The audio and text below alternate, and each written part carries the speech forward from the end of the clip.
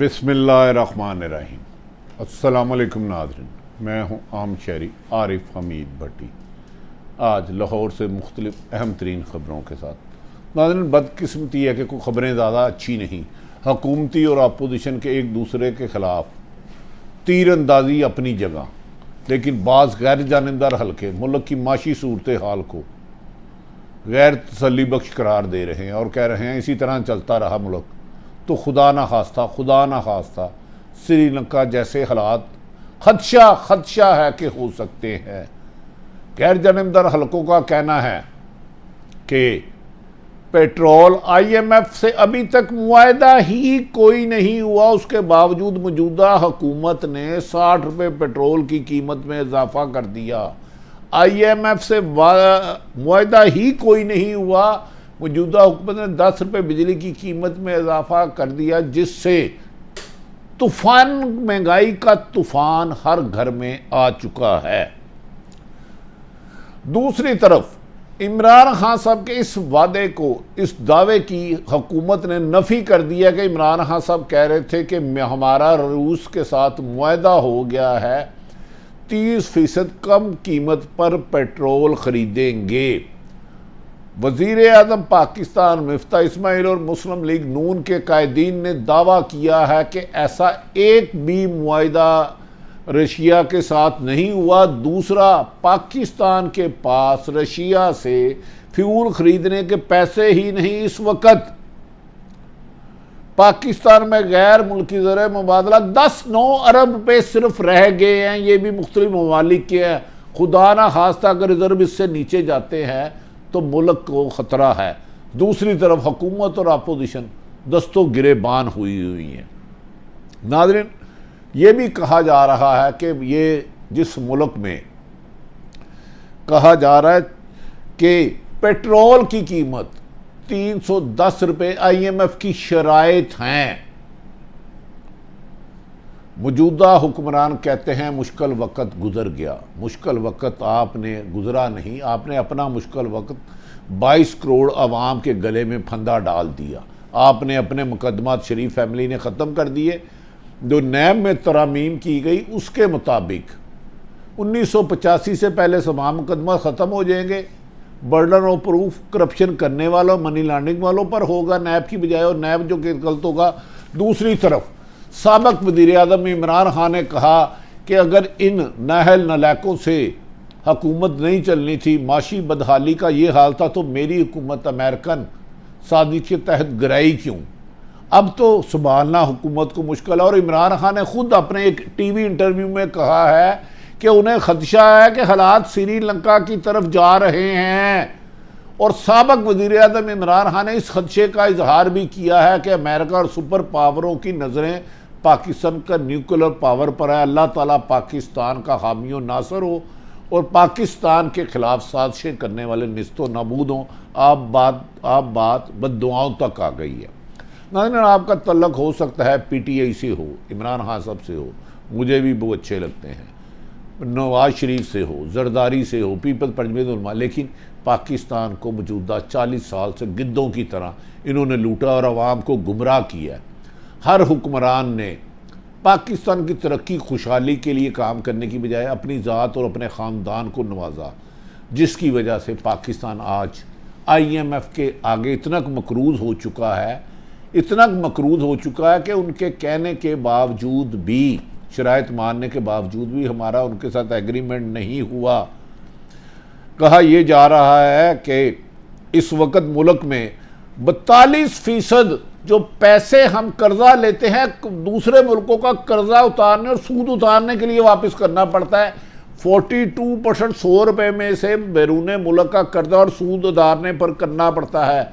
ऐसे में 22 करोड़ आवाम का वाली वारस कौन होगा। ये भी नाज़रीन कहा जा रहा है कि मौजूदा हुकूमत माशी सूरत बदहाली और दिवालियापन के करीब पाकिस्तान को ले गई है।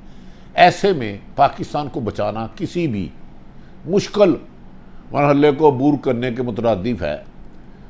एक तरफ तो ये सूरत हाल है, दूसरी तरफ सियासी अदम इस्तेकाम हुकूमत इमरान खान और उनके साथियों पर इंतकामी कार्रवाई करते हुए दहशत गर्दी के मुकदमा दर्ज करा रही है।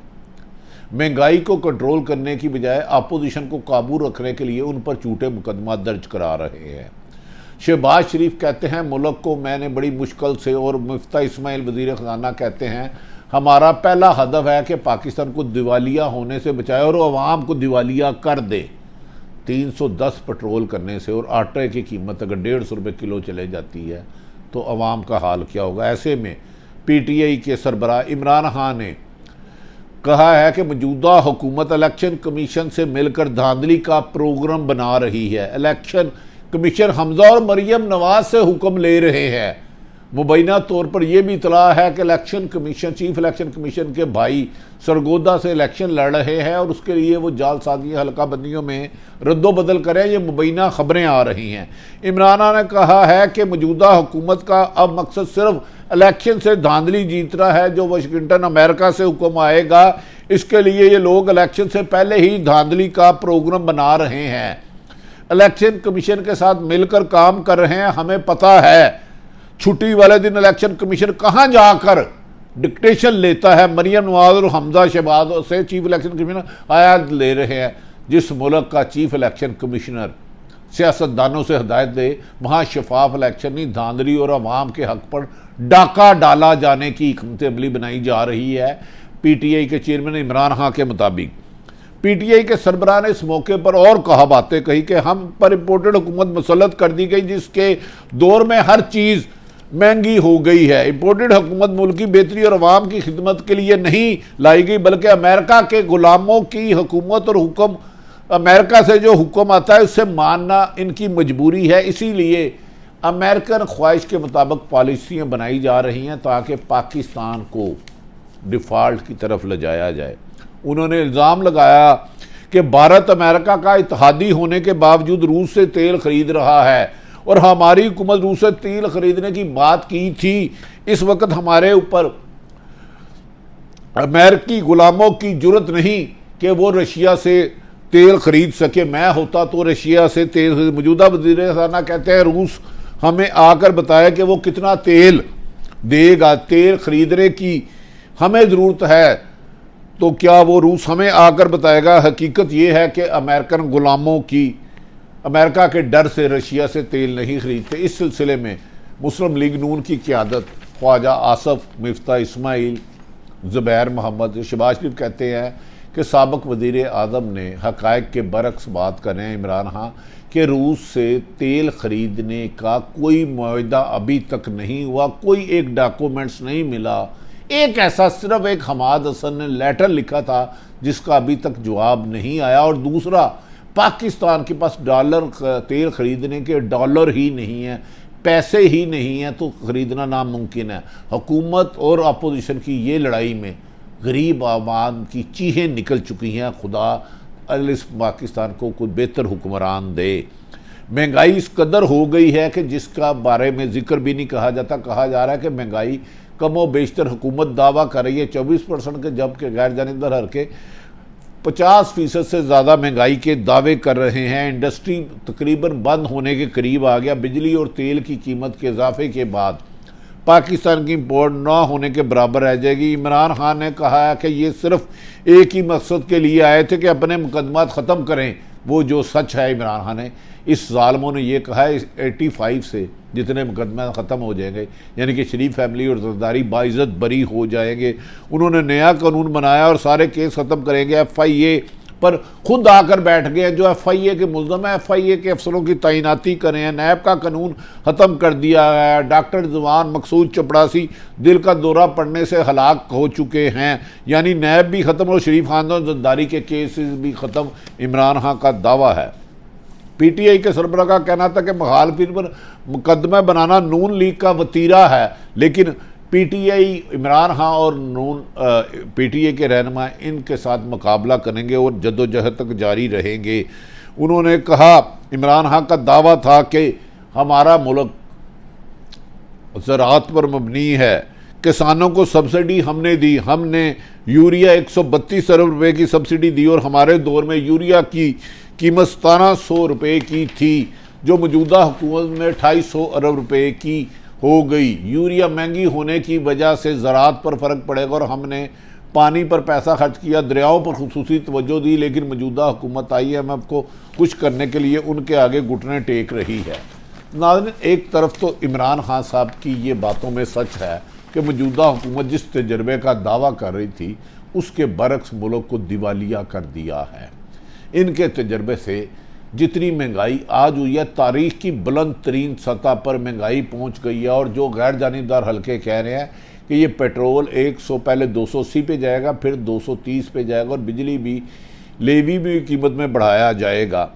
क्या मौजूदा हुकूमत IMF के आगे लेट के पाकिस्तान के लिए कोई पाकिस्तान के मफाद के ख़िलाफ़ फ़ैसला करने जा रही है, जबकि इस मुल्क में सिर्फ 9 अरब रुपए के ज़ेर मुबादला रह गए हैं। पहला टारगेट मैंने बता दिया जो है। दूसरी तरफ नाज़रीन, पाकिस्तान इस वक्त माशी अदम इस्तेकाम, दफ़ाई ख़तरात और सियासी अदम इस्तेकाम की वजह से सख्त मुश्किलात में घिर चुका है। अगर हमारे सियासतदान और तमाम सरकारी इदारे मिलकर बैठ कर पाकिस्तान अवाम की बेहतरी के लिए इक़दामात नहीं करेंगे तो 50 सालों में रहने वाले हुक्मरानों के गिरेबान रोज़े हशर वाले दिन 22 करोड़ अवाम के हाथों में होंगे। खुदारा इस वक्त सियासी व्यवस्थियाँ भूल जाएँ। अल्हम्दुलिल्लाह हम मुसलमान हैं, पाकिस्तान को बचाने के लिए सब इकट्ठे हो जाए। मैं पीपल्स पार्टी और नून लीग और PTI तीनों की क़यादत से कहता हूँ, इमरान खान का तो एक पैना भी बैरूनी मुल्क नहीं है, किसी दूसरे मुल्क में नहीं है। पीपल्स पार्टी और नून लीग और दीगर सरकारी अफसरान जितने भी हैं उनसे गुजारिश है, आपका जितना बैरून मुल्क बिजनेस है, कारोबार है, अरबों रुपए की प्रॉपर्टी, अरबों रुपए के बिजनेस है, खुदारा वो पाकिस्तान में ला के लोगों को रोज़गार दें। लेकिन वरना पाकिस्तान में जिस इंतहाई की महंगाई आ रही है, ये मुल्क में खून रेजी का बायस भी बन सकती है। पाकिस्तान के इदारों को कानून और कानून के मुताबिक अब किरदार अदा करना होगा। सियासी जमातों के गुमाश्ते नहीं बनना होंगे। सहाफ़ियों पर भी जिम्मेदारी है, हम हक़ाइक़ आप तक ले जाएँ। मैं जानता हूँ मेरी कुछ बातें जिस सियासी जमात पर मैं ख़दशात का इजहार करता हूँ उन्हें बुरा लगता है, लेकिन मुझे मेरी इस गलती को दरगुजर कर दें। सहाफ़ी होने के नाते मेरा हरगिज़ ये काम नहीं किसी एक जमात की तर्जमानी करूँ या किसी टारगेट करूँ। हाँ, इस हकीकत को तस्लीम करता हूँ कि इमरान खान पर करप्शन का कोई मुबैना इल्ज़ाम नहीं है, इसलिए उनके नंबर ज़्यादा है। लेकिन पीपल्स पार्टी और नून लीग दोनों पर अरबों रुपए खरबों रुपए की करप्शन के मुबैना इल्ज़ामात है। पाकिस्तान को साफ़ सुथरी क़यादत के बगैर पुरअमन और खुशहाल पाकिस्तान बनाना मुश्किल है। हम सरकारी अदारे इस वक्त किराए के वाला रोल अदा कर रहे हैं, जैसे कि हुक्मरानों की मर्ज़ी और ताकतवर हलकों पर गरीबों पर जो मजालिम कर रहे हैं, इनको भी जवाब देना होगा। इस वक्त जितना 1947 में पाकिस्तान बनाना ज़रूरी था, आज हम सबको मिलकर पाकिस्तान को बचाना ज़रूरी है। इमरान खान के मुताबिक नए और शफाफ इलेक्शन होने चाहिए।